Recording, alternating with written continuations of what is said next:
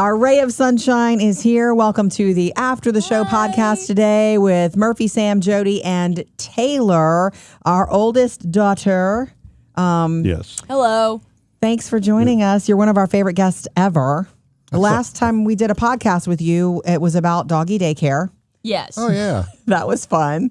I know Mr. Sam has lots I'm sure he wants to talk to you about, but I thought today we should focus on what one of the coolest things about Taylor is what you've decided to do with your life, your career path, and where you are in that.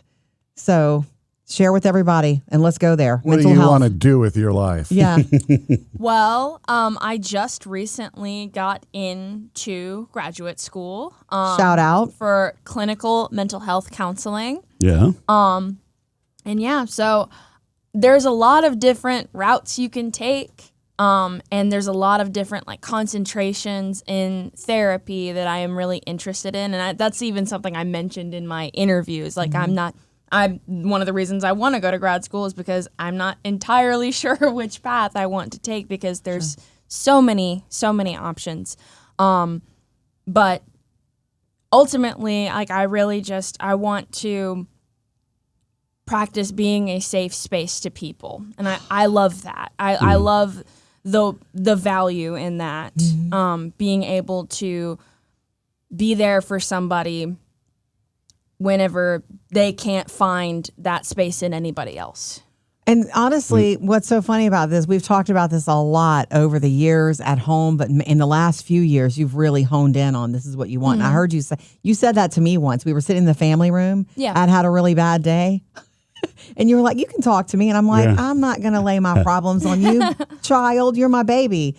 And then you were like, everybody needs a safe space. And you weren't inviting me to drop anything on you. But I thought that was a cool, I just think you're doing the right thing. You definitely were made for mental health. You have, since you were little, you have always been that way, Taylor. Looking out for others, caring about others. Yeah. Thank you. Yeah. Do you think that part of what you'll learn in grad school will be how to take care of yourself while also helping others? Absolutely, yes. That has to be a part of it, right? So one of the main things they teach you in the very beginning, from what I've heard, is that you need to have your own counselor. Not only does it help you, understand what it's like to be in the client's shoes, the person who is receiving therapy, but it also is important for you to keep yourself in check as well because you're a human too. Like therapists aren't robots. Right. And so they actually in my interview process they mentioned that the faculty would be checking in on you, and obviously these faculty members are all counselors. They would be checking in on you and you would be having your own little debriefs. And you are also just encouraged to have a therapist, go to therapy, do the things you need to do for yourself, keep that in check, because whenever you're a counselor, and we talked a lot about this too at my orientation, you need to like be able to put your coat at the door. Once you get into a session, once you're talking to somebody, it is not about you anymore. It just can't be because, like I said, if you want to be able to hold that space for somebody, you need to let go of your biases. You need to let go of what's bothering you for the day and tune in and actively listen to someone. And that's a really hard thing to do. So that's why they encourage you have your own counselors because your stuff still needs to go somewhere. It just can't be in, that session with your client. You're talking about having your own counselor, not just as a student, but once you graduate professionally through life, you're going to have Of course. Yeah. I mean, I actively go to therapy right now, and it's... Well, you need it in that family. That's true. Yeah, and it's nice. Good one, Sam. Hey, high five to me. It served me for a long time too, and it has also given me, what's also cool about going to therapy and wanting to become a therapist is that I get to ask my therapist for tips, so it's kind of cheating. Oh, cool. I guess, in a way. It's also, too, I guess, a unique field because, if you went to grad school for engineering or any of those, it's like, here's the work, you do the work. Whereas this, you're saying they're still going to be checking up on you Of course. through the whole period to make sure you're coping and doing. Yeah, absolutely. They were really adamant about making sure our whole cohort is really connected to each other, and that we're all working as a community too towards each other.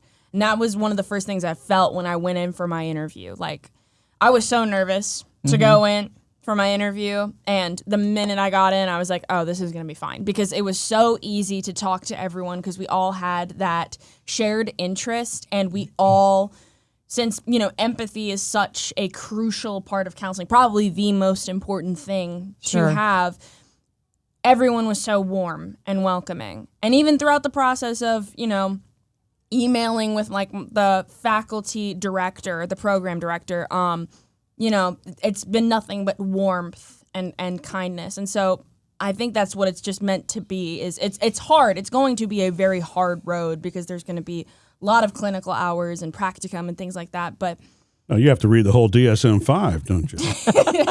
I just like saying DSM-5 because you wouldn't know what it means. I never knew what that was. Until the DSM-6 comes out. Taylor was the first one the first time I'd ever heard of DSM-5, but it's basically the Bible of psychology, right? Or counseling? Yes. So it's every single medically recognized mental disorder in a giant textbook. And you have that textbook. I do. Your boyfriend, her boyfriend gave it to My her boyfriend, as a gift. yeah. Here's a gift. And what's funny is, like, I want to say the next semester I needed it for a class. So thank you, Alan Michael. Yeah. Perf. But yeah, I'm really excited because everyone there seems so kind-hearted, and we're all kind of on the same journey. And I think that's going to be really cool. I do too. So there are two things that I want to mention. This should be the proud dad here that Mr. Murphy is. You know, you had your doubts about getting into grad school. You took a year. Did. You took a little hall pass of a year to kind of breathe after you got your degree, which is fantastic. But you had some challenges that concerned you, but you pushed through those. So why don't you explain those? Okay. Mom and I are really proud of you for that.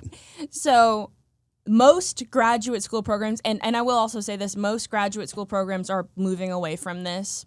But some of them still require that you take this exam called the GRE, and it's essentially like the ACT or the SAT for graduate school. It's highly generalized, and that's a typical diagnostic kind of test. Right. It's just supposed to, it's a placement test. Yeah. You know, it's supposed to, I guess, help you out. Help them out. Boosting your application. I guess so. Yeah. I did not make the required, I've taken the GRE twice now. I did not make the required score. You were close, on the application. but still. I was close, but I did not make the score that they wanted. And I was very mad about that because the GRE is expensive. It's an expensive test, and it's also does not have anything to do with the graduate program that I was getting into, and that's how most of, you know, graduate programs are with the GRE.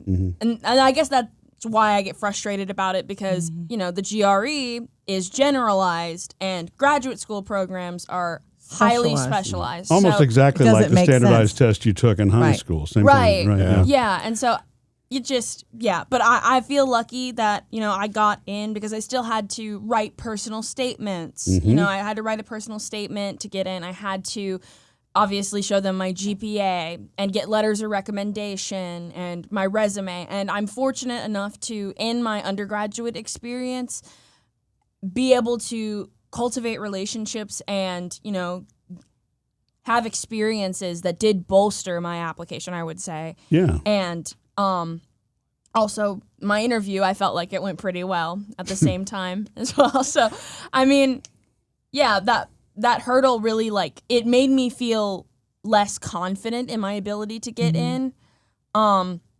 But then, you know, I just had to realize that graduate schools mainly look at your application really holistically and not just by grades. And my GPA wasn't in bad shape either. Yeah, you know? right. But I just think it's fantastic that you didn't stop because supposedly the score would be the thing that wouldn't let you in. Right. The passion that you have for it. I mean, obviously, by the time you were able to do an interview in person, the authentic you who genuinely cares about people, to me, is what shines. And you said that that's really what you felt like in the room with everybody else, right? I That's did. that common bond. Yeah, I was insanely nervous before my interview because I was going down this huge rabbit hole the night before where I was just like going on forums online, like, what do I need to prepare for? Because it was my first interview. I had no idea what to anticipate.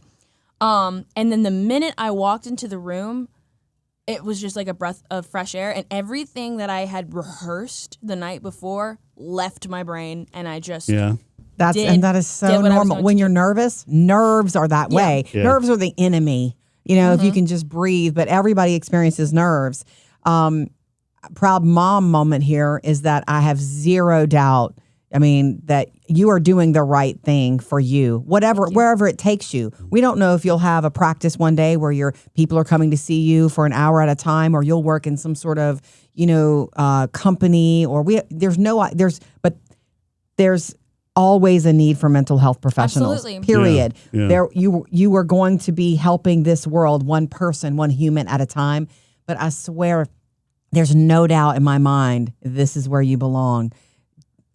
Something that is true for anybody who's ever been to therapy, or if you've ever talked to a counselor, even just once to help you get through a problem. Somewhere in that time spent, they will say something to you that sticks, that can help you, that changes, and that's all it takes. You end up doing the work, but sometimes it's one thing said, and you've said stuff to me over your childhood. Not when you were 4, but even lately when we talk about stuff. We had a conversation recently about depression. We were just talking about people in our lives, and you said, Mom, depression is really comfortable. Yeah.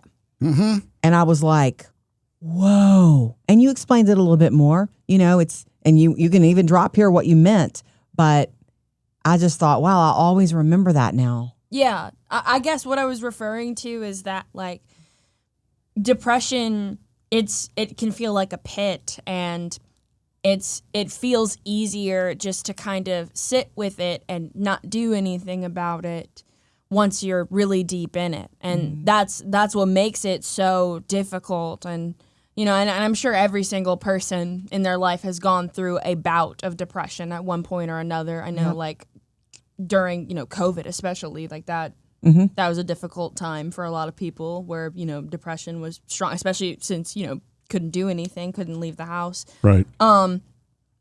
But yeah, it's one of those things that it's really easy, I think, when you're not on that side of depression and you feel like you're in a good place. When someone else is experiencing depression, I think it's easy sometimes to glaze over it and act like, oh, come on, you can get out of bed. You can brush your teeth. Snap out of it. You can do those. Yeah. And that's exactly what, we as, future counselors want to try to avoid as much as possible, is just glazing over that and acting like, problems that we don't experience aren't real problems. It's See? a weird. It's You just did that's it again, beautiful. right there. It's an odd trap because the deeper that you go into it, you actually can't see logically out of it. It skews you, and so that's the reason. If your perspective is messed up, then it's not as easy as snap out of it, right? Of course, yeah. So here's another thing that Taylor did. I guess it could have been to prep for this, but it was great experience. Is doing the crisis hotline. Yes, that's been one of my favorite experiences that I've ever done. Which is a volunteer activity, right? Yes. Crisis counseling. I wouldn't call it an activity. Oh, okay. I would call I'm it sorry. It's counseling. A service. Support. You Right. volunteer. You're You right. volunteered to do crisis counseling, Yes. and you helped people. You log on, and you're there as an anonymous, safe space. Yes, and then the people on the other line are also anonymous to me as well. One of the things, and the reason that I talk about my high value on being a safe space actually is because of the crisis line. It really taught me that, because crisis counselors are not professional, licensed counselors. Therefore, you can't administer advice. You can't tell them what to do, and you also can't have your own bias added in as well. Like, if someone is at that point where depression is really a lot for them, you can't suggest something from your own personal life or your own personal experiences or your own general opinion about what they should do. You're supposed to try and guide them into a conversation that empowers them so they can figure out what they can do. Correct. And that can be hard because, we have our own thoughts on, oh, well, you should do this and you should, but you're not helping someone as much as you think they are, especially if you don't know them at all. If you don't know anything about their circumstances and you're judging them based on one conversation, you have to let them lead. Yeah. And sometimes what I found is just by being that space for someone, just being like, okay, well, I'm going to let you talk. I'm going to let you vent, and I'm going to try and lead you down a path that will calm you down in this moment. I've found that it makes people feel so much better and, just bringing them down from really like high situations. It can be really hard. And the first time I ever did it and I saw that a texter like really got support out of that and they thanked me, I got this like feeling. I was like, oh my gosh, this is exactly what I'm supposed to be doing, because awesome. It felt necessary. And we need more people like that in the world every single day. Like it is an important job, crisis counseling, and I think it's something that people may overlook or take for granted sometimes. But it's really helpful. Yeah. Just to be a space for somebody who needs it. What's been great about that, is Jodi can tell you. So Sam, every now and then we would be like, getting ready for dinner or whatever, and Taylor's like, I'm gonna do some crisis counseling right now. You just sit down at the laptop and leave me alone. I'm gonna help some people. Right, exactly. Yeah. But I think that's awesome. And the reason I think this podcast is a good share is for anybody. It doesn't matter whether it's psychology, counseling, engineering, science, whatever it is that you want to go into.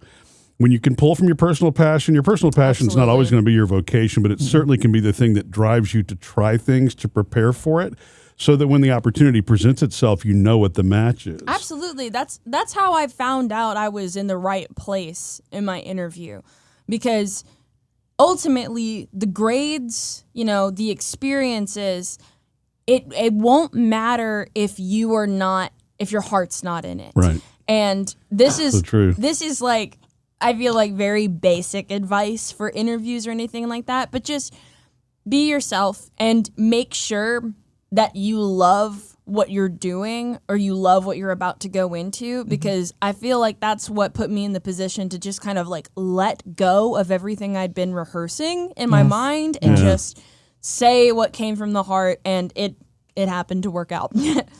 That's beautiful. Our baby girl. Yeah. From Taylor, from everything that you've learned and the knowledge that you've gained in school, tell us what you've learned about your mom's personality. Since I'm the head case? No. I was going to do Murphy too, but okay. What I've learned about my mom's personality? I'll tell you what I've learned about both my mom and my dad. Yeah, great. Oh, gosh. They are very... So just for clarity, that's Murphy and Jodi. We are Taylor's parents. Right. They are both... I think a lot of where I get my passion from is from them. I think they are both very passionate and can be stubborn, but also, in that regard, also very, headstrong. Mm-hmm. I think I get that from them a lot. And yeah, I think that they are a big part of what has led me to the success I feel like I've been getting. I wouldn't be able to do it without them. So sweet. That's very sweet. That's not the answer he was hoping for. I'm sorry. They're crazy. So do you think are Mom and I more alike, or are we different? I think you guys are more alike than you may even be willing to admit. I think both of you are very passionate people. And I think that's why I am too. And then I think that's awesome. I think that's a good thing. Thank you, baby. Of course. All right, we're going to let you go. I know you have to go to work. Well, this was a great share. And hopefully it benefits somebody. Yeah, what's the copay on this one? Missed any part of the show? Get it all on the Murphy, Sam, and Jodi podcast.